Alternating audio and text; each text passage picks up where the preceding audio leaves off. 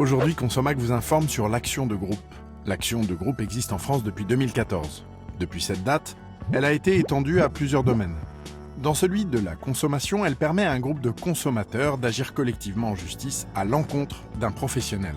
Le contentieux de la consommation concerne de plus en plus souvent des groupes importants de consommateurs victimes d'un même litige aux origines communes. Par exemple, des abonnés à un service ou des acheteurs d'un produit défectueux. Les professionnels mis en cause appartiennent à des domaines variés.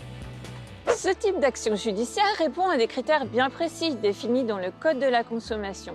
Déclencher une action de groupe nécessite qu'au moins deux consommateurs invoquent chacun un préjudice individuel issu d'une situation identique subie auprès d'un même professionnel à l'occasion de la vente de biens, d'une fourniture de services, de la location d'un bien ou d'une pratique anticoncurrentielle. Le consommateur doit avoir subi un préjudice patrimonial suite au manquement contractuel ou légal du professionnel. Seule une association de défense de consommateurs nationale et agréée peut agir en justice et lancer une action de groupe.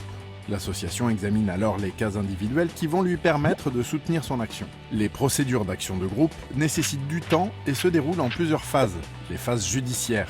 Le tribunal judiciaire doit examiner si l'action est recevable, puis il va statuer sur la responsabilité de l'entreprise incriminée.